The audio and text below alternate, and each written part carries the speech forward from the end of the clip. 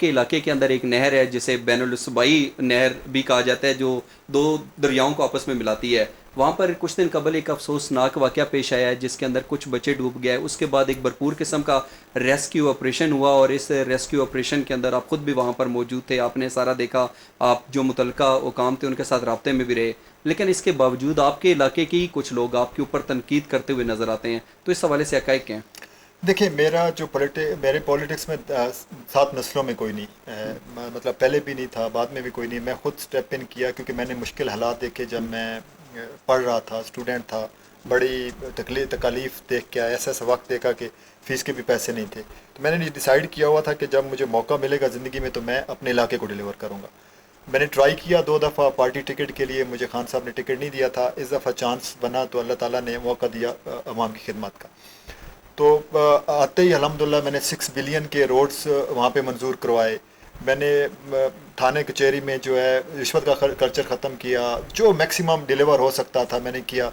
اپ grade کروایا، RSC college خواتین کے لیے خصوصاً کیا. اب یونیورسٹی آف خوشاب اب یونیورسٹی آف خوشاب تقریباً نزدیک لگائی ہوئی ہے میں نے. تو میں کوئی نیشنل لیول کا لیڈر نہیں ہوں، نیشنل پالیٹکس چلتی رہے گی. کبھی عمران خان آئے گا، کبھی نواز شریف آئے گا، کبھی کوئی آئے گا، یہ لگے رہیں گے سلسلے. ہمیں اپنے علاقے سے.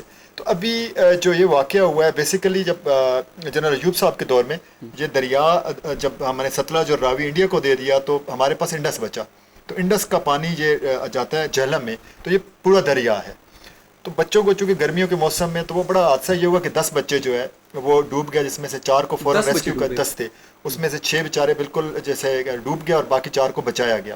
تو اس پہ الحمدللہ ہم نے کیونکہ یہ بین الصوبائی نہر تھی تو پھر ہم نے ارسا کو اس میں لیا، پھر وہاں پہ ہم نے پنجاب کو لیا، سیکٹری اریگیشن کو لیا.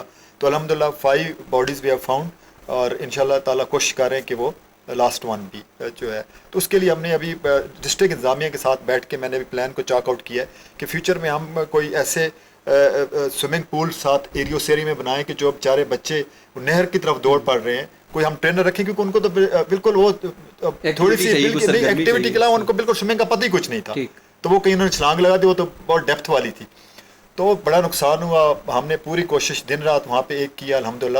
تو جو اب ظاہر ان کے بچے تو ہم واپس نہیں لا سکتے تھے، لیکن ہم نے ہر ممکن کوشش کر کے ان کو ریلیف دیا الحمدللہ. صحیح. لیکن اس کے باوجود لوگ تنقید کر رہے ہیں، وہ کہہ رہے ہیں کہ آپ فوٹو سیشن کے لیے گئے اور حقیقی طور کے اوپر آپ نے نہر کے اندر جو پانی تھا اس کو رکوانے کا کام کرنا تھا، وہ بھی نہیں کر سکے. اس حوالے دیکھیں سے الحمدللہ اس کے لیے میں نے اپنے سوشل میڈیا پہ بھی لگایا جو ہم نے ڈاکومنٹیشن کی. وہاں پہ کمشنر ڈپٹی کمشنر کی ڈاکومنٹیشن، پھر سیکٹری اریگیشن کے ساتھ جو تھا، پھر ارسا کے ساتھ جو ہماری کوارڈینیشن.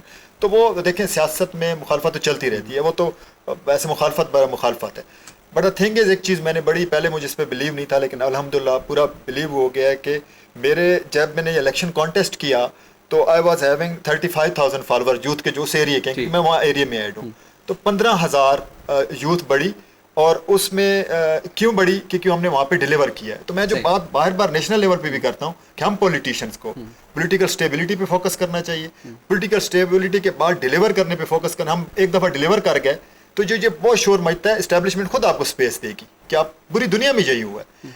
لیکن ایک چیز کبھی بھی اسٹیبلشمنٹ کا رول ختم نہیں ہوگا. یہ ہم پولیٹیشنس کو بھی کریں. جہاں ڈیفینس کی بات ہوگی، جہاں پہ سیکیورٹی معاملات ہیں، وہاں پہ بھی CI کا انپوٹ لیا جاتا ہے، امریکہ میں بھی، انڈیا میں بھی لیا جاتا ہے، پوری دنیا میں لیا جاتا ہے. وہ انپوٹ پھر بھی رہے گا، لیکن جو سول ایڈمنسٹریشن ہے وہ پھر لیکن جب آپ آپس کے معاملات آپس میں بیٹھ کر خوش اسلوبی کے ساتھ طے کریں گے نا، تو پھر اسٹیبلشمنٹ ڈیفینیٹلی کبھی انٹروین نہیں کرے گی. تو اس کے اوپر میں فوکس